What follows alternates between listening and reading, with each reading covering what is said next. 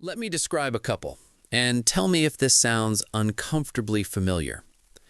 They both work full-time. They earn good money. On paper, they're doing everything right. And yet, one unexpected expense is enough to knock their entire life off balance. I'm Marco. I study money through psychology, behavior, and the long-term consequences we rarely stop to measure. She works in marketing, earning about $62,000 a year. He's in IT, making around $71,000. Together, that's a combined household income of roughly $133,000. Statistically, they're in the top quarter of households. This is the income level where things are supposed to feel easier. Retirement accounts should be growing, vacations should be planned without anxiety. There should be some sense of stability. Instead, they're stressed. They're living close to paycheck to paycheck. Their emergency fund covers maybe 2 months on a good day. When the car needed repairs last month, it went on a credit card. They're exhausted. Both of them work long hours. Evenings are short and quiet, not restful. And the most confusing part is this: they didn't mess up. They got the degrees, built the careers, got married, bought a house in a decent school district. They followed the script.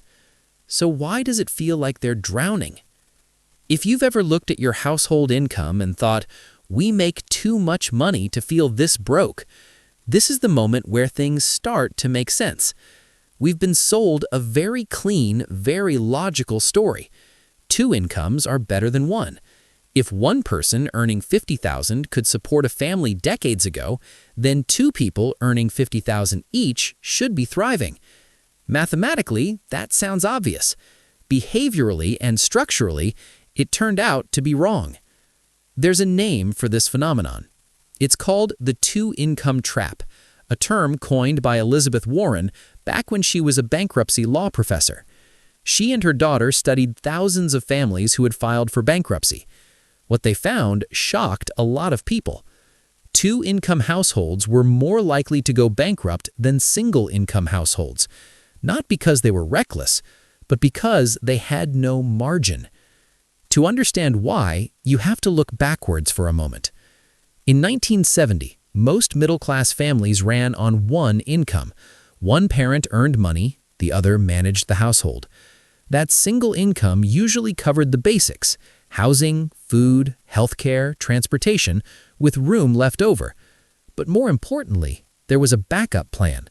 If the primary earner lost their job, the other parent could enter the workforce. That second income wasn't required for survival, it was insurance.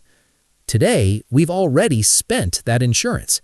Now, both incomes are fully committed just to maintain the baseline.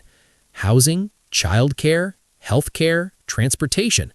The fixed costs of a normal life quietly expanded to consume 2 paychecks. And here's where the trap tightens. Most families don't build their lives around their lowest income. They build around their combined income. Banks encourage it, real estate markets assume it, school districts are priced for it. So you buy the house that 2 incomes can afford. You take on the obligations that require both paychecks to keep flowing. And suddenly, there's no flexibility left. Let's look at what actually happens to the so-called second income. Say one partner earns $70,000, the other $50,000.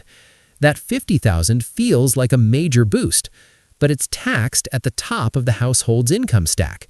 Between federal, state, and payroll taxes, a large chunk disappears immediately. Then come the costs that exist because both partners are working: childcare, commuting, a second vehicle, parking, fuel, maintenance. And then the hidden cost no one budgets for: exhaustion.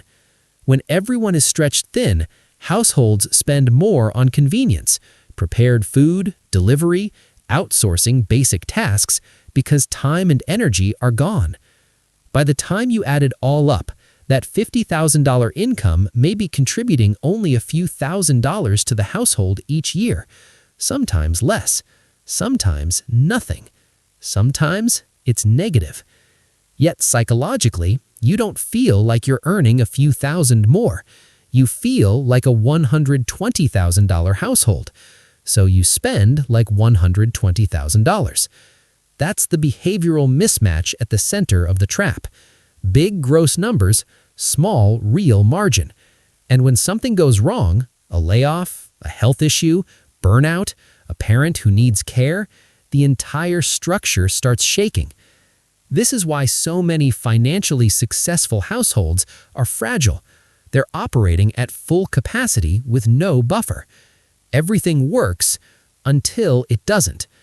The problem isn't income, it's that flexibility has been priced out of the system. So what's the alternative? It starts with a mental shift that feels almost backwards in today's world.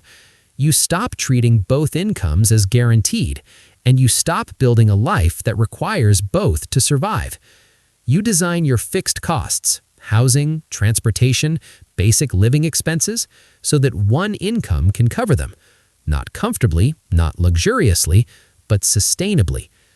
The second income becomes something very different, not lifestyle fuel, but a tool. It builds the emergency fund, it funds retirement and investments, it buys back options. This doesn't look impressive at first. It means smaller houses than you technically qualify for, fewer upgrades, saying no to things other dual-income households say yes to. But over time, something important happens. The money you didn't lock in to fixed costs starts compounding, and gradually, real security replaces the appearance of it. You gain the ability to absorb shocks, to make choices, to step back if life demands. That's what previous generations had that we quietly traded away. Not wealth, but resilience. If this made you reconsider how your income and expenses actually work together, sit with that discomfort for a moment. That's often where the most useful financial insights live. Two incomes don't create security if both are already spent before they arrive. If you value calm, honest conversations about money that focus on long-term thinking instead of quick fixes, you'll want to stay here.